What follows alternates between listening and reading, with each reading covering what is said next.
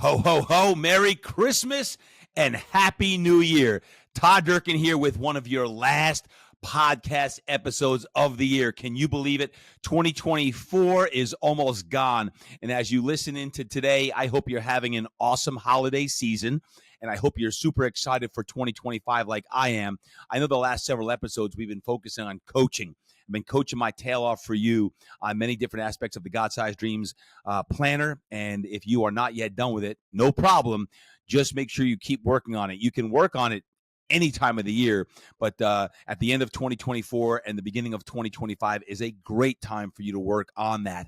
You know, I'm really excited about today, not only because as this drops, we're just a couple days away from Christmas, but we're talking about a topic that is extremely essential 365 days a year. We're talking all about joy and how to find more joy in your life. How do we find and discover more peace in our lives?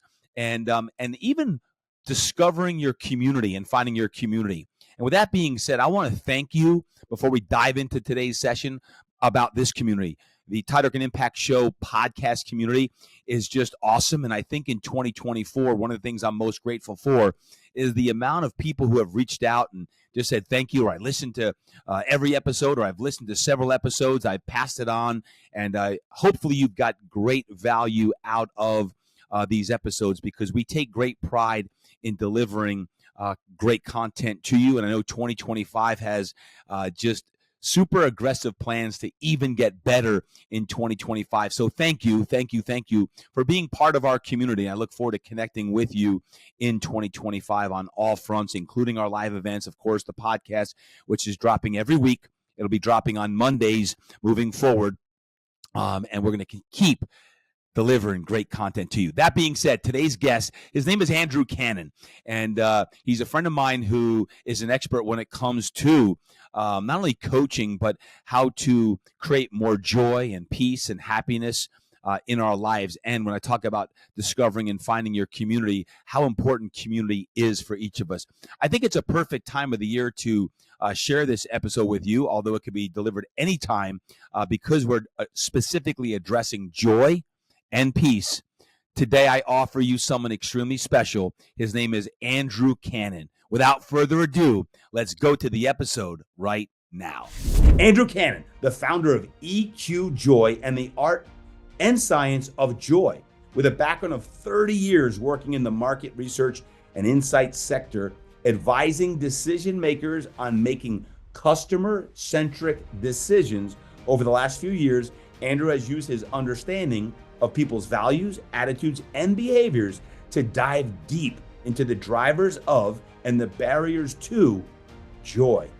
His own struggle with depression taught him the fundamental truth that strong self-love and authentic belonging are crucial building blocks for a joy-filled life.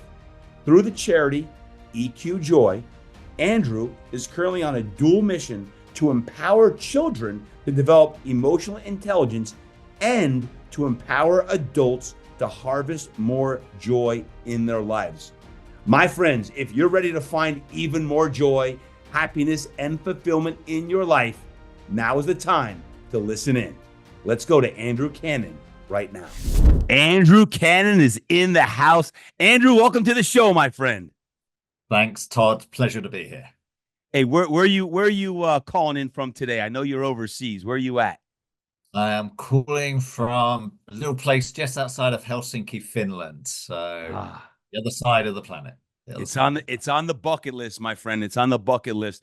Well, Andrew, one thing that I've been intrigued ever since we met and got introduced to each other is just your devotion all about joy and what you bring to the table when it comes to joy. Can you give our great listeners here today a little bit of the background of why are you so wrapped up in bringing joy not only to adults but kids as well? Yeah, great question to start with, Todd. Thank you. I suppose I need to go back to my own journey around how I haven't always felt joyful, I suppose. I know as a child, I was very joyful. And then I sort of lost it like a lot of people along the journey of life. And, that took me to a place where really, I wasn't very joyful at all. And from that, I sort of went on a journey of self-discovery to Mm. try and ask that question, who am I and why am I? And, the short story is over a number of years, this little word joy popped up to me, and all of a sudden a spark was lit. And I said, wow, that's really cool. And then I thought, well, I'm a researcher by background, right? I spent all my Yep. life researching how people can buy more stuff. So I thought, how Mm. can I use those skills to actually talk about something important? And what's Yep. more important than joy? Yeah. What was it about your upbringing that even gave you the insight or intelligence about joy? Because most folks, especially in their teens and 20s and 30s, even sometimes, don't go so deep in their soul about, hey, I want to discover joy. What was it about your background that allowed you to think Hmm. about that? Well, I mean, to us, that didn't come to me until my late 40s, right? Yeah. Early 50s. So Yeah. that's when I got the aha, or what we like to call the spiritual 2x4 across the head, telling me that it changed my direction. Um, but as a child, innately, it was in my personality, it was in my soul, really. I remember even as a young child being hit for smiling. Right, just walking down the corridor at school, and all of a sudden get whacked and say, "What did you do that for?" And he said, "Oh, you smile too much." What? So, yeah, so there was always this sort of natural tendency to shine my light, I think, as a child. Mm. But the world doesn't always like that, and so I think that sort of got in a way knocked out of me as I grew up. You talk about joy a lot. What's the opposite of joy? To me, it's fear. It's Mm. fear.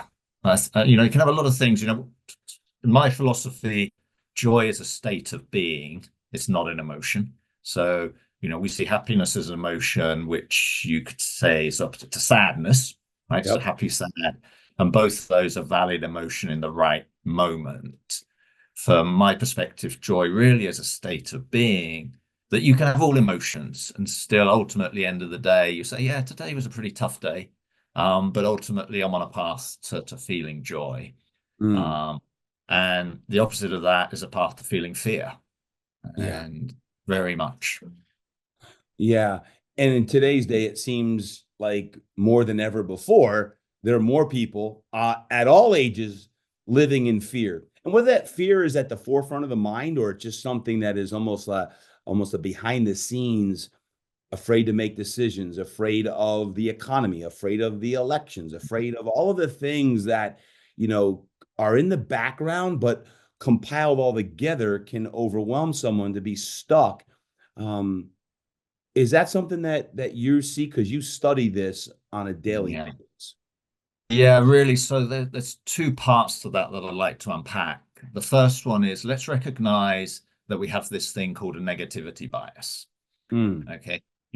Due to our ancient human lifestyle, where we really had to worry about lions and tigers and everything trying to kill us, right? So we have innately deep inside us this trigger to fear. And the science basically says that 7 out of 10 thoughts we have are negative if we don't do anything about it, Yep. right? So we Yep. have a natural, what we call negativity bias, which people need to understand means there's no neutral position in this, right? If Mhm. you choose to do nothing, you on average will be negative. Mm. Okay, so you're going to feed more fear into the system. You're going to click on fearful headlines. You're going to follow social media stories that are generating fear, because the media is not stupid, right? The media understand that, okay, Absolutely. fear sells. So let's put those headlines about all the bad stuff happening.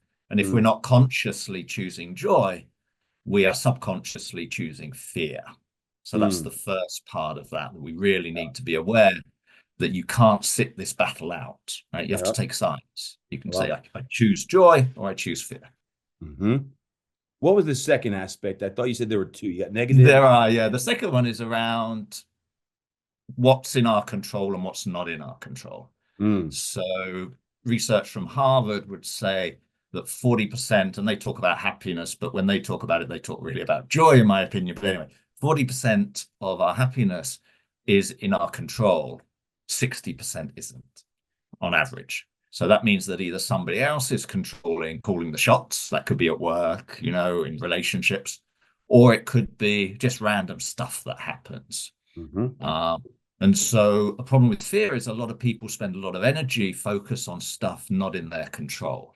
So that could be, looking at big picture events like wars far away or political situations where if they're not actively engaged in changing things, but they're focused on them, they tend to focus on the fear aspect of these things they can't control. Yeah. When it comes to fear, and I know I'm sitting in fear before I talk about joy because I'm intrigued because so many people have fears.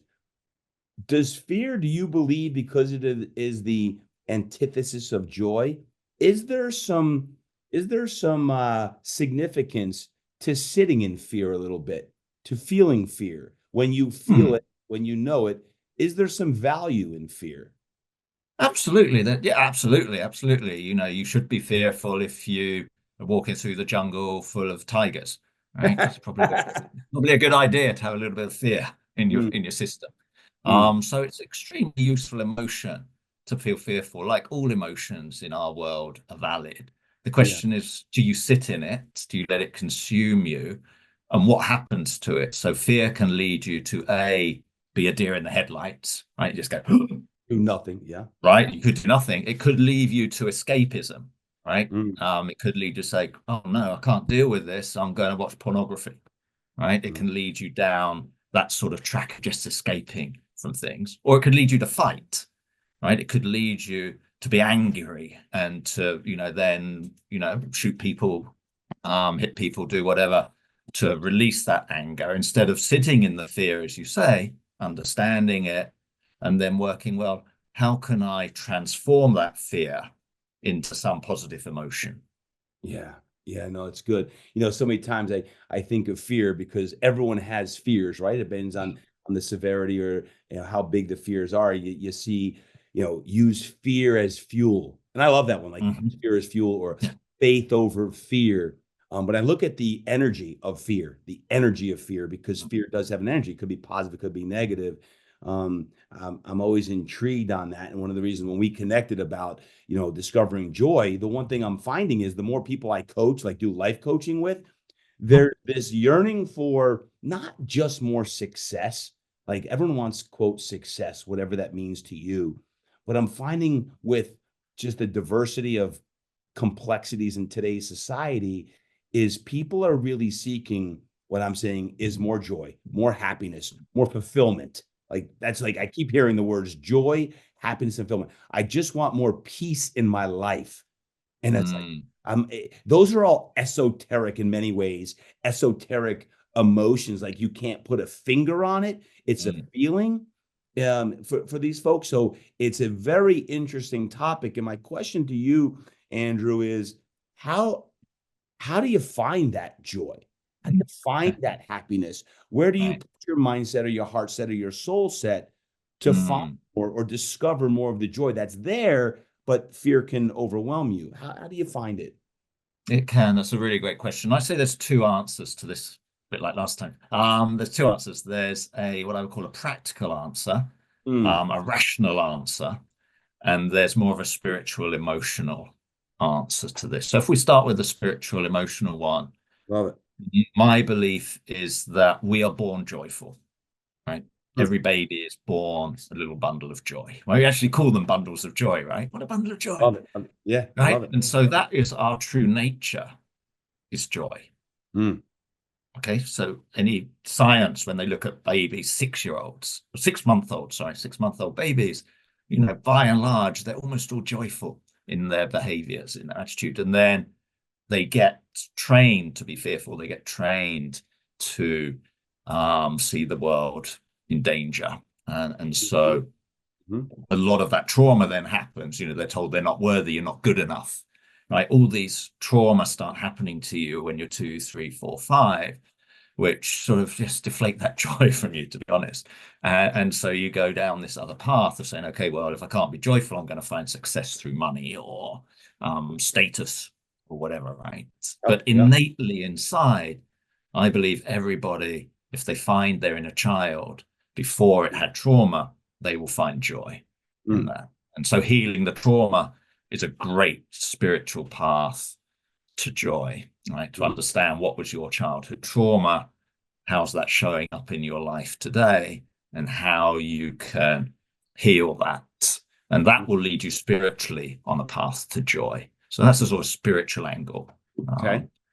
I like that. And then the other one is a practical angle of saying, okay, we know from our research there are practical building blocks you need to increase your probability of being joyful.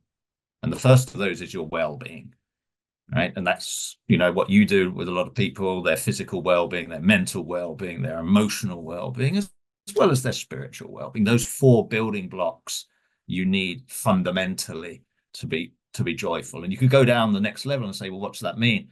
Let's take optimism.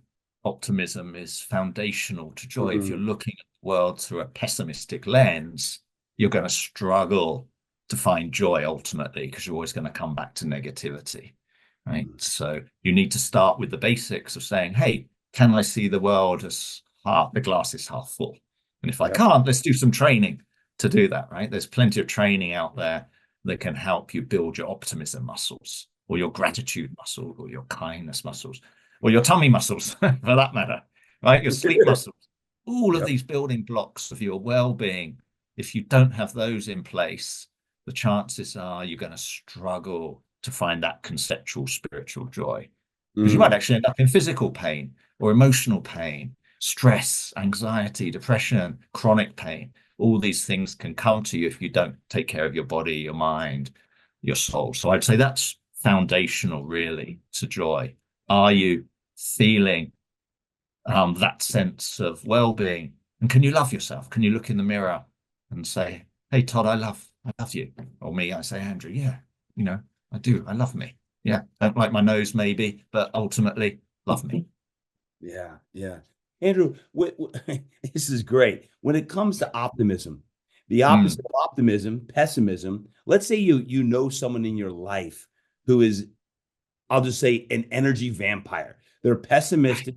They're not joyful. At least I would not categorize them as joyful. How do you change someone to become more joyful? Like this is the $1 million question is, like, there are some people I know, I just want to hit them over that head with that 2x4 you mentioned. Like, man, there's so much joy to be found or discovered. Like, look where we're at, look where you're at, blah, blah, blah.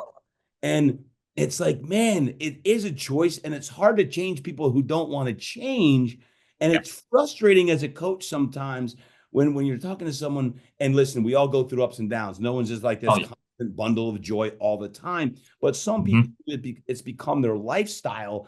It's like, man, how do you become more joyful? How would you, with all of your study, I mean, you've devoted your life to this, what would be 1 or 2 simple steps from me as the coach, friend, mentor standpoint, share with that person that they could ultimately discover their own joy? All right. Oh man, that's a big one. That's a big one. Almost worth its own past that one.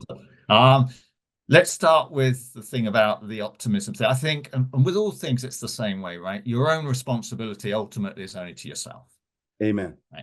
So for you to be shining your light to the best of your ability, and for them to see, hold on, well, Todd never talks negatively, and look at how happy he is, how good his relationships are, how everybody wants to be with him, right? And that can rub off on these people. I think lecturing them doesn't help whatsoever, right? And saying that, but you could understand that there are different types of optimism. That's a good one, because it's not all about unicorns and fluffy clouds, right? There's a big group of what we call realistic optimists, right? They recognize the world as it is and they analyze it, but they then find a way to say at the end, and like the climate, right? The climate could be seen as a problem. You could be pessimistic about the climate, but you could always think at the end, well, there's great companies doing stuff to actually solve this problem, and I could actually go out and be part of the solution as well.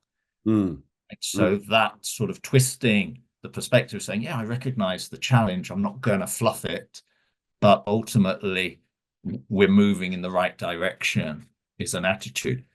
Yeah. But ultimately, another thing you have to realize is that you can't change everybody, right? You can't even change most people if they don't want to change.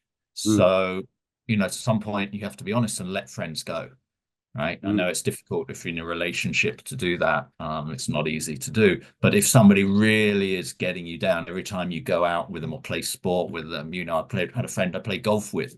In the end, I just had to stop that because every time it's like 4 hours of, man, everything's negative. Right. And I thought, well, I don't want to be around that energy. It drains me. I come out of that experience, my hobby, feeling drained. And so, yeah. at some point, you've just got to let them go and find your tribe, because Mm, that's the second ingredient to joy is belonging, right? Your sense of belonging. If you don't have a good sense of belonging, you'll really struggle again to build your joy, but you also struggle to have good well-being, because it tends to be your bad eating habits, your bad sleeping habits, all of these things take part, a lot of it through loneliness. And we know in the US in mm, particular, there is a loneliness pandemic.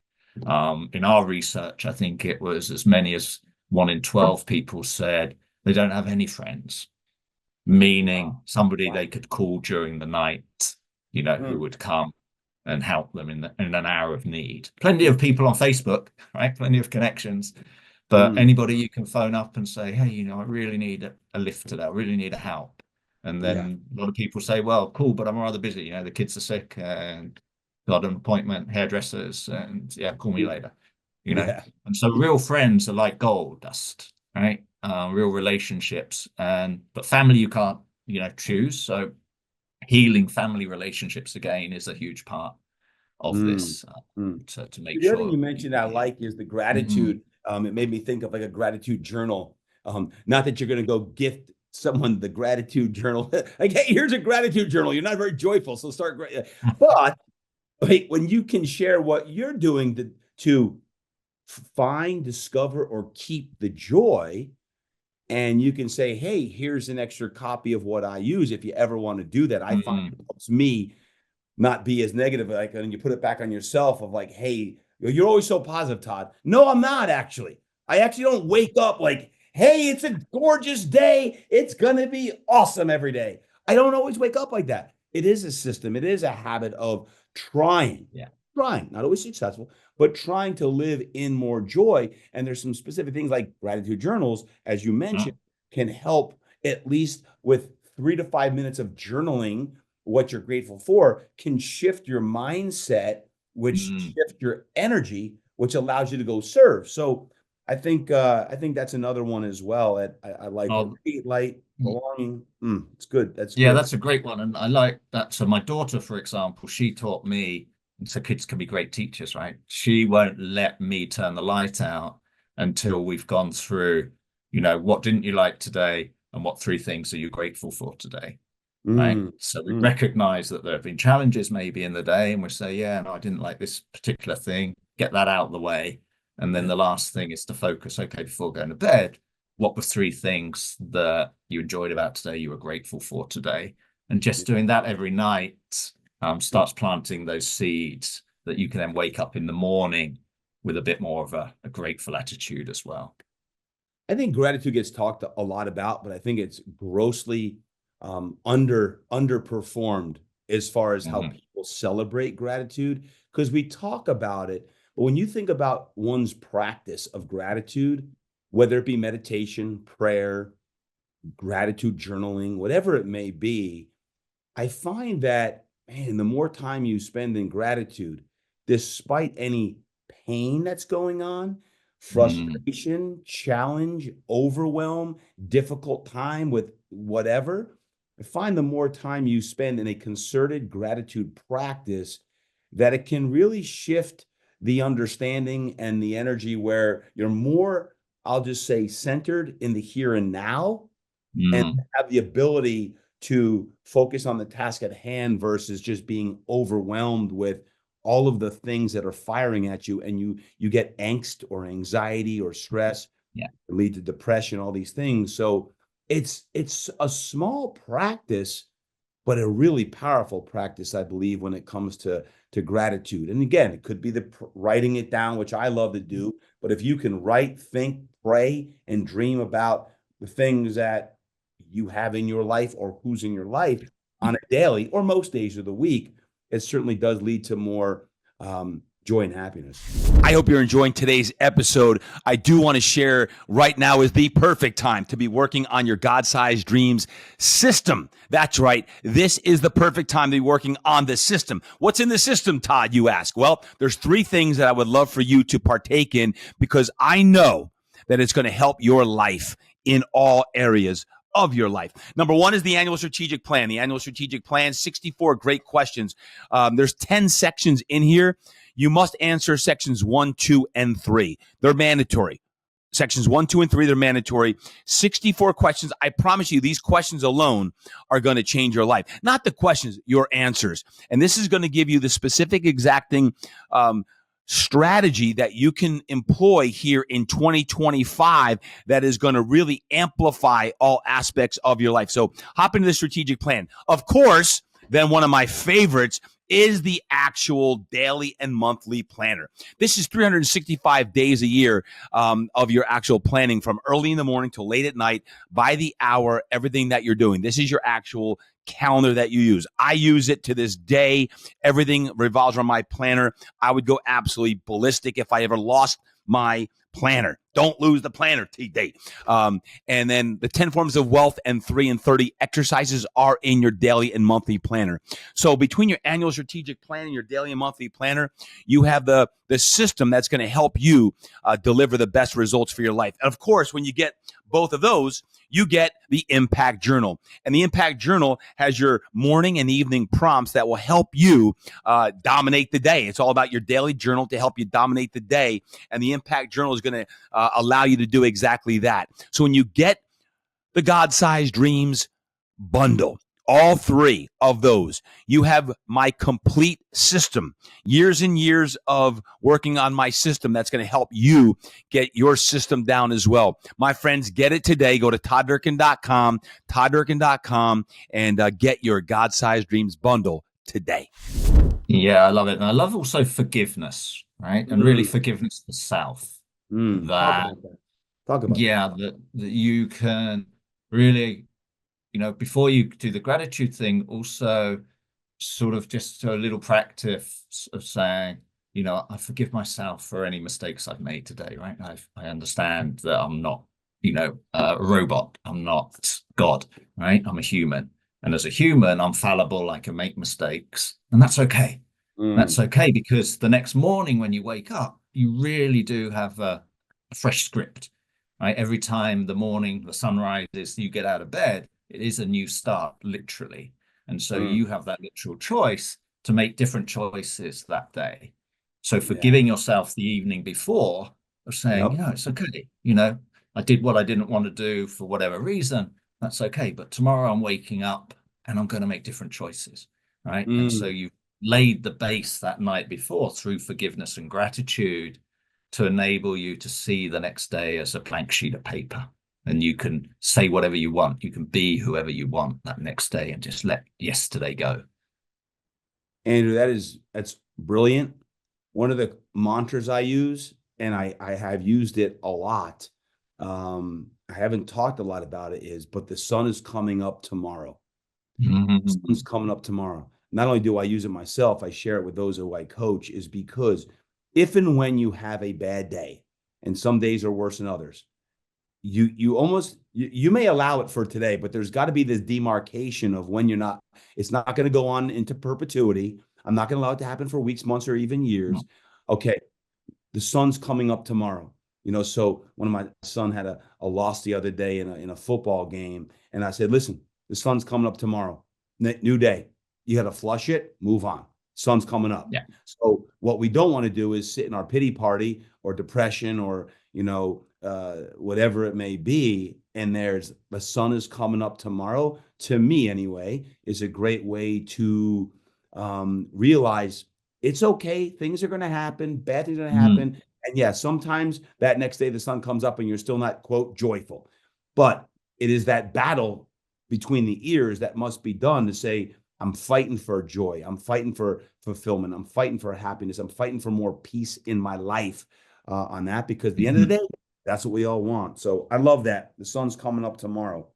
I love it, Todd. And I like it's doubly powerful when you surround yourself, coming back to the belonging, if you surrounded yourself with people that validate that Bingo. and don't drag you back down and say, well, yesterday you had a drink, right? Yeah. Why you're saying you're not going to have a drink today, Yeah. right? And so this social environment can drag you back into this self-fulfilling prophecy. Whereas if you have people around you who are supporting you and say, no, I also say the sun's coming up tomorrow. Let's all be different. Let's all change. Let's all be together. That all of Yeah. a sudden you can move. And we found that in the community, just being a part of the community, the Joy community, enabled people to make mistakes, but recover and move forward Hmm. and their joy, which they would have struggled to do alone because we Yeah. relapse so easily into old So, behaviors. so I want to tie forgiveness with what you said earlier. You're born with joy. You also Mm, said sometimes between 2 and 5 years old, things happen to you, right? Or for you, however you look at it. But mhm, whether that's something that happened to you or something in a teen years that you may have done that you're beating yourself up and you have a lot of regret, mm, or you have these things that are holding you back. You said find your inner child. How would you suggest if someone has either something that happened to them, heavy or light, or something they did, heavy or mm. light, that not only are, quote, just go find your inner child, you're born with joy, but how do you actually forgive yourself or maybe even forgive someone else who did something Mm. to you? How do you find that? Yeah. I mean, for me personally, obviously, again, depending on the seriousness of this, definitely suggest seeking professional help. Preach. There's a lot of great help resources out there that Mm, if you're struggling with these types of things, definitely reach out and get professional help. But beyond that, my suggestion is to always think about it as not whatever happened wasn't really the other person. Okay. And it's really hard, right, in practice. But if you think about all of the great people who managed to do this well, like Nelson Mandela, as a good mm, example, right? unbelievable. They would say, you know, people could do whatever they wanted to, but it Mm, was my choice whether I let that influence me or not. mm, Right? I'm responsible for how I react to what everybody else has done to me. Okay. mm. And that's extremely hard in certain situations, obviously, to actually go about doing that. Yeah, So yeah, we say for yeah. most people, that's probably not just something you're going to do today, but to start the process by really focusing on self-forgiveness. Mm, Okay. And then mm. we can worry about other people later. Okay. Yeah. And because ultimately that's their responsibility to do that, right? Your responsibility is to yourself. And so you can practice very easily. And again, through journaling, right? Rewriting your story of your childhood, right? Just rewrite it. Get a pen out. So I want to ask you that because I got to do it here while I have the master on the phone, Andrew Cannon. It's almost like a recipe for joy. Like, how do you, Andrew Cannon, or how do you prescribe as someone who has committed his adult life's work to discovering more joy? Is there a recipe for joy? Is there almost a script that you follow? Obviously, it's life; it's never perfect. But would you Yeah, say that there's a recipe for joy? yeah, we do. But it's one of those things. We call it a smorgasbord of joy, right? So Amen. unfortunately, you've got to pick your own ingredients. Mm, So when we did the research, we found probably over 150 drivers of joy, right? interesting. And I think we still only scratched the surface of it, Mm, right? So, but there are fundamental building blocks. We talked about well-being and the four areas of well-being. We talked about belonging, family, friends, community, your work. All those things are super important foundationally. And then we add on to that two other blocks. One is being of service, right? So if you want to feel elevated levels of joy, mm, ultimately doing another 10,000 steps on top of your 10,000 steps isn't going to bring you the same amount of joy as using an hour or two to help out in the soup kitchen, right? mm, So at some point, You have to say, well, I'm feeling good. I'm feeling good. I've got a good well-being. I've got a good sense of belonging. My family's good. How am I using my time after that? Again, what's my purpose? Why am I here on the planet? And the answer isn't necessarily to watch Netflix for 4 hours, right? Mm-hmm. So entertainment's fine, to relax. But if that's, all you're doing with your free time, you're probably missing a trick to joy, which ultimately is helping others, helping the planet. You focus on animals, focus on people, it doesn't really matter. But to have something you're doing with your time, energy, skills, passion that gives to other people is really going to take your joy to, that's where I am. So good. So good. I got so many questions around that because I don't know the answers. I guess that's why I'm talking to you. I'm not sure there is an answer because my mind goes to this. We all know that if we are of more service, we find more joy or fulfillment. It feels good to give back. Mm. But here's what the answer, I don't know if it exists. Is there an ideal amount of time? Like, say maybe it's 1 to 2 hours a week. Is it full time? Like no joke. If I was just doing full-time service work, I believe I would miss the joy of doing this, doing work and feeling like I'm impacting thousands or tens of thousands or millions of people, but I want to give back. So there's that balance of like my work is of service, but then there's the philanthropic endeavors. Like we have the Impact Foundation, and man, it'd be nice to be able to do 6 hours a week versus 6 hours a month or less. Like what is that? Is there a balance or no? It's where you're at in your own walk of life. Yeah, that's a good question. No, again, I don't think there's any magic number. Like there's no magic ingredient or pill for joy. It's the same type of thing, right? And that where you are in your life is super important, I think. Preach. Yeah. You know, Yeah. so if you're young, you're trying to build your education, you're trying to do that. You've got less space if you're a young parent, trying to bring up kids. That's a giving back job in itself, right? Yeah, amen. So, preach on that right there. So, be gentle with yourself and be realistic and say, no, in where I am in my life right now, I can't really give time, but maybe I'll give a little money.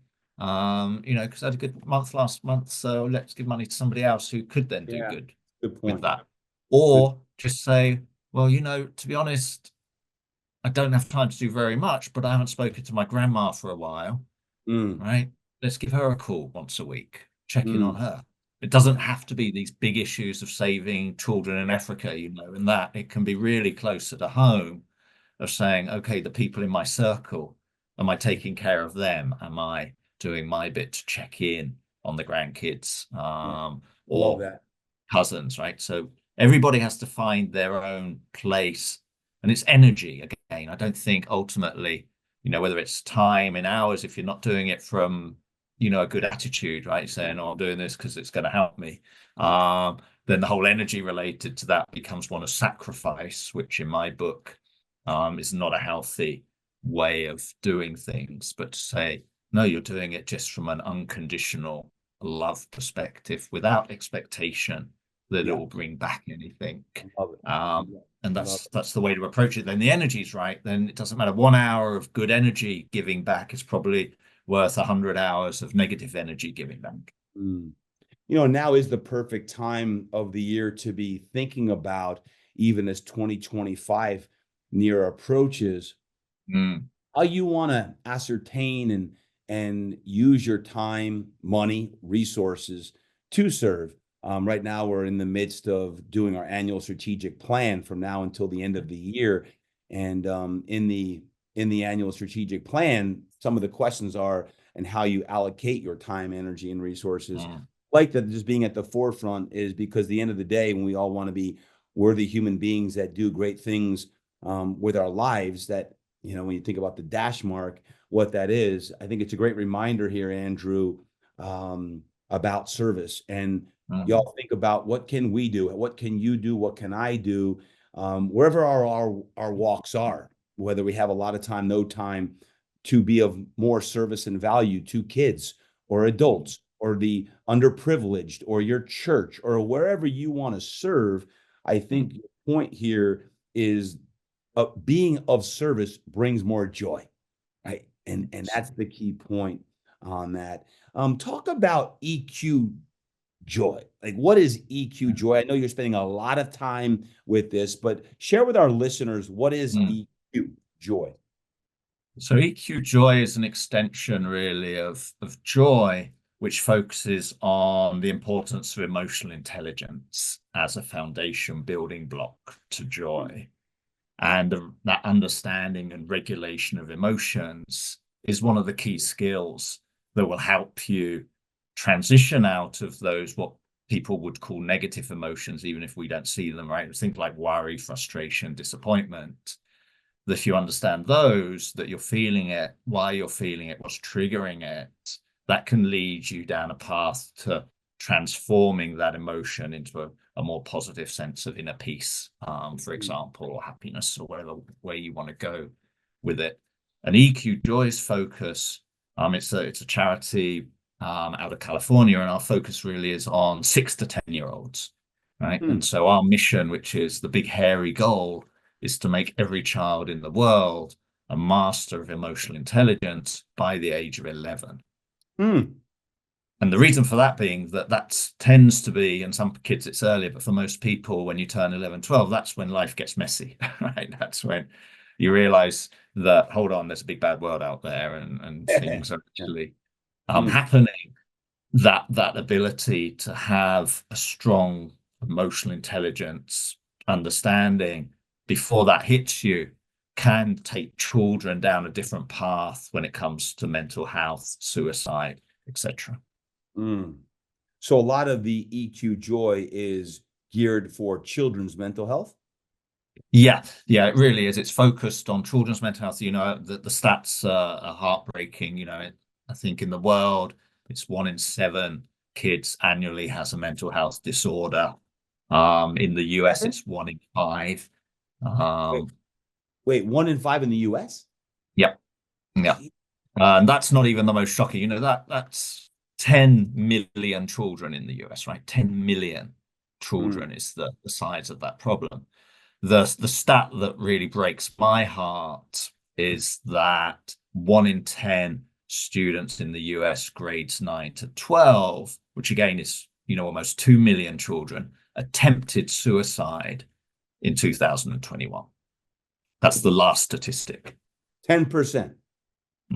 1 in 10 try to kill themselves. Yeah, not thought about it, didn't, you know, think about it in a bad day, but actually some form of attempt to kill themselves. And that's just tragic, right? I just can't sit at home and accept that as a number. What is the suicide rate for high school students 9 through 12? Do you know? No, I don't know. I don't know the number on that. Sorry, I haven't looked beyond that. This number shocked me enough that I stopped there and said, okay, that's bad enough, right? Just the whole attempt is just tragic, that they would take whatever troubles, whatever challenges they're feeling in their life to that extent. 100%. Yeah.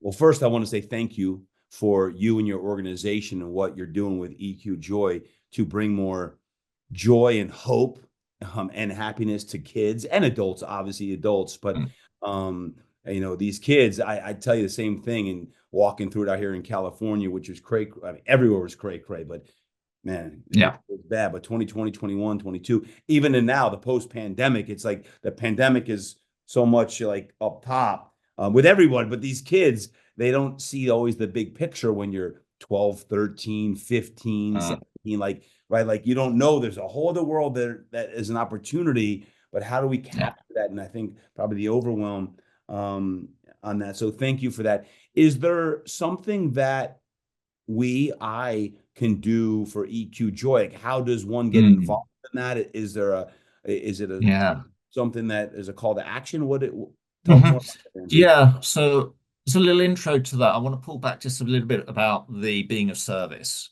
question. There's also a flip side to being of service, which is asking for help.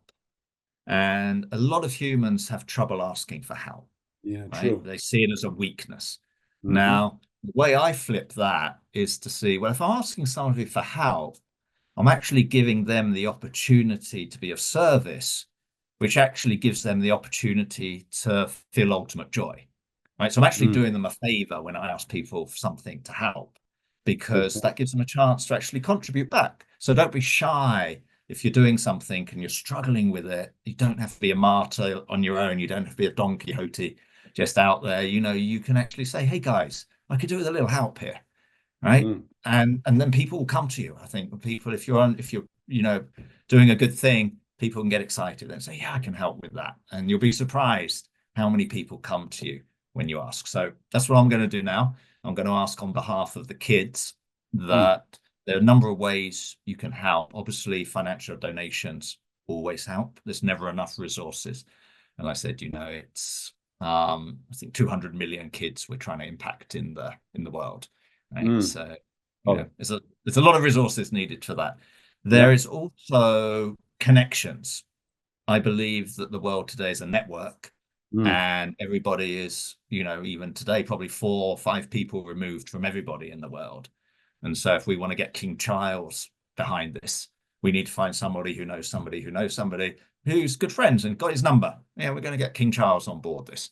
Right. So we would love connections to people who think, hey, maybe I can't really help. I'm busy with the kids. Hey, but I know an ex-sports player, for example, who said they're really passionate about understanding how kids' mental health and emotions can help the young kids. And so, we could then get some more brand ambassadors behind it. So yeah, we want to be part of this. So connections are super important.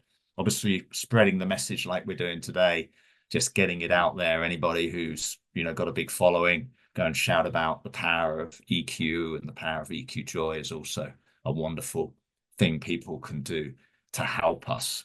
If you're involved yourself in a kids club, in a church group, anything like that, we would gladly partner with you. So we can either do that if you're like a non-profit, we can do a fundraiser together, get some money for you, give you all the materials for free.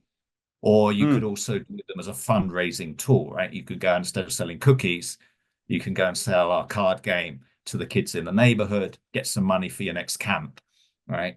So we can partner in that way as well. So to partner with us, connect us to others, support us financially, amplify our message, or volunteer. We're always looking for good volunteers who do want to come on board and say, I don't have any money, man, but I got time, and I know in our neighborhood, I could get involved in helping spread joy and EQ to children, and then we can have a conversation around how that could work. So there's a myriad of ways to get involved, but you need to step up, right? And that's the ask. Step up. No matter what you got, everybody's got talents. Just say, hey, I don't know what I can do, but I want to help, and then we'll take it from there. Step up. That's a great call to action, Andrew. Thank you. Thank you for everything today. I love this topic of discovering more joy and happiness and peace and fulfillment.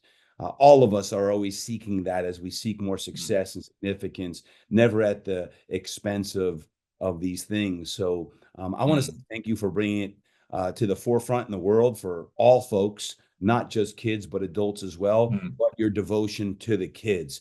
With 200 million kids, as you mentioned, this is such a strong message that you and your team are doing. I want to say thank you. Thank you for being on the Impact Show.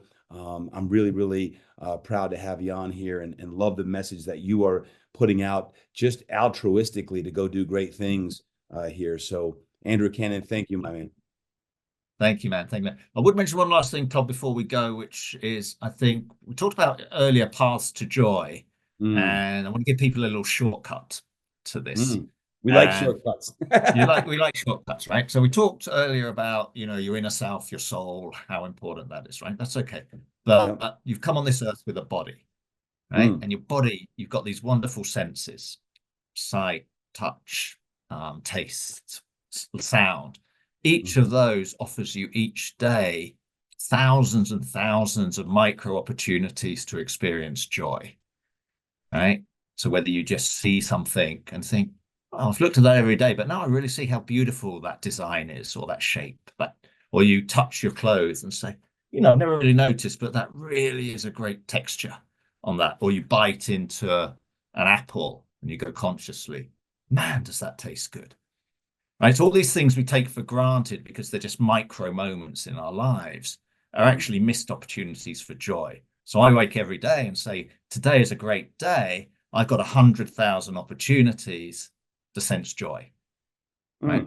Through my touch, through my eyes, through my taste, through my ears, right? And that's my choice, to notice all of the little things that are happening, man-made things, but especially nature things, right? When you see that bird, just look at it for a moment flying and think, man, that's amazing that that animal can do that, right?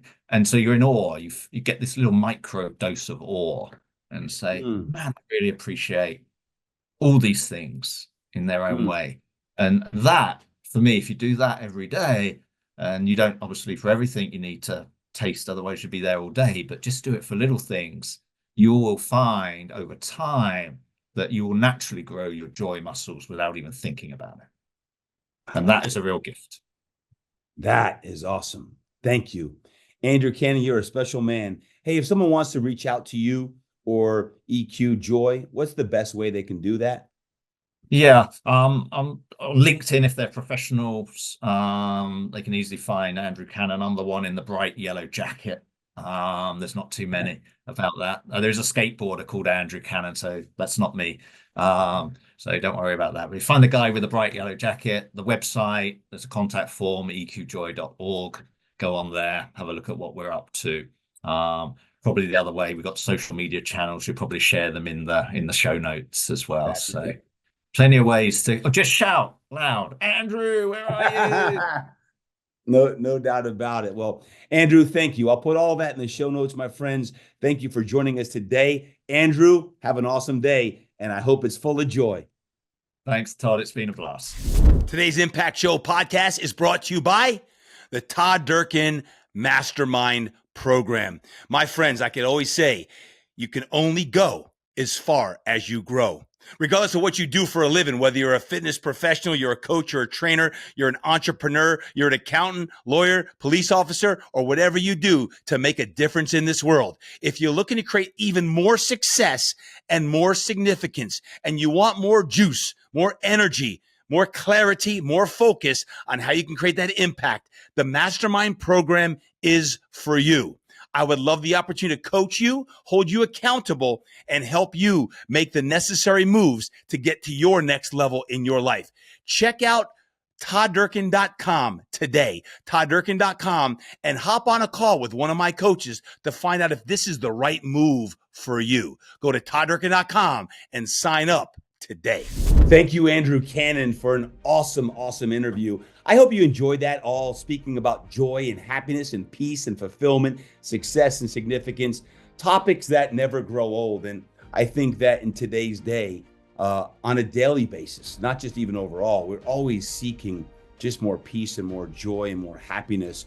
And as we are in the holiday season now, and it's cray-cray, we really have to fight and battle for our own peace and joy. And my hope for you is that through your working out and keeping your mind right and all the habits and principles that you do as you're working on your God-sized dreams planner with the annual strategic plan, is that you can write down what is going to bring you the most joy in this upcoming 2025 year. What is it that is going to allow you to operate as a man, as a woman, as a parent, as a husband or wife, as a leader, a servant leader, so that you can find and discover even more peace and more joy and more happiness on a daily basis. So thank you so much for joining us. If you found value in today's show, can you please do me a favor and just share it? Share it. You can forward over to a friend or family member. Certainly you can post it on your social media. If it's on Instagram, make sure you tag me and let me know how you enjoy the Impact Show. We have a lot of new listeners, and as we end 2024 strong here, and I can't believe we're getting into the final phase of the year. Cray. Let's make sure we're ready to do the work. As you sit down, your tail down and get the butt glue, and you work on your own planner, it's like, okay, here's what's going to bring me even more joy and happiness And at the end of the day, that's what we all want. So get ready to craft up your best year yet. My friends, have an awesome day. Until next time, remember, train hard, eat right, live inspired, and go create more impact.